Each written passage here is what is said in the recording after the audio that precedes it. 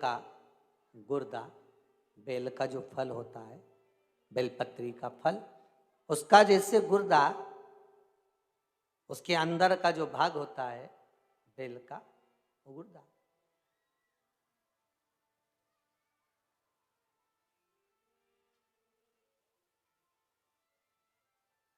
उसको अग्नि में जलाकर उसकी भस्म तैयार कर कर छान कर जब जब आपके यहां विद्वान ब्राह्मण शिव जी का अभिषेक कराते हैं, पूजन कराते हैं, तो उसमें लिखते हैं पूजन के साहित्य में, बेलपत्री, धतूरा, दुर्वा, ये उसमें नीचे लिखेंगे भस्म। लिखते कि नहीं लिखते? लिखते हैं ना, भस्म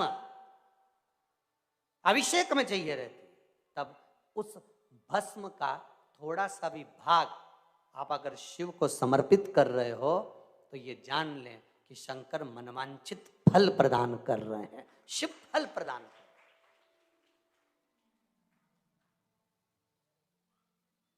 महाराज,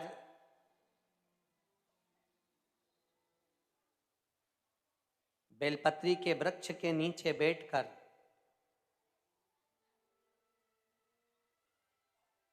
हाथ में एक बेलपत्र का पत्ता रखकर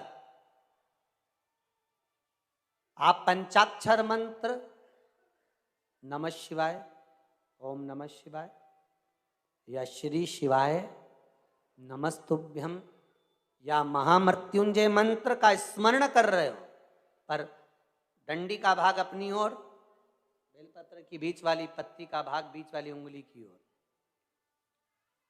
रखकर अगर आप स्मरण कर रहे हैं और अपनी कामना कर कर बेलपत्री के वृक्ष के नीचे बैठकर उस पत्ते को सम्मुख रखकर बाबा से विनय कर कर एकांत में उस बेलपत्री के वृक्ष की छांव में, बेलपत्री के वृक्ष की छांव आप कामना कर कर उस पत्ते को शंकर भगवान के ऊपर समर्पित कर रहे हैं, तो ये जान कर रखें कि पार्वती और शिव का मिलन करवा रहे हैं और अपनी मनवांछित फल कामना पूर्ण करवा रहे हैं। क्योंकि शिव और पार्वती का जब मिलन होता है, शंकर पार्वती जब एक दूसरे के सम्मुख में होते हैं, शिव और पार्वती जब एक दूसरे के सामने अपने बच्चों के कारण एक दूसरे के सम्मुख में आते हैं, तो उनके चेहरे पर प्रसन्नता का भाव आ जाता है। तो फल, मनवांछित फल की कामना आप जिस कामना के लिए कर रहे हैं, विवाह के लिए, नौकरी के लिए, सर्विस के लिए, व्यापार के लिए, रोग मुक्ति के लिए, आप जिस कामना से कर रहे हैं, बस उससे कहा कर।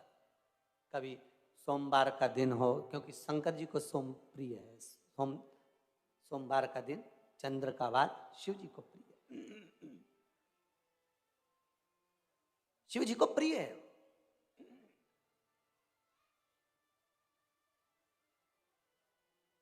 किसी ने पूछा, गुरुजी शिव जी की प्रियता चंद्र में? हाँ, क्योंकि चंद्र शीतल है, शंकर भगवान के कंठ पर विष है, शीतलता का भाव अच्छा लगता है।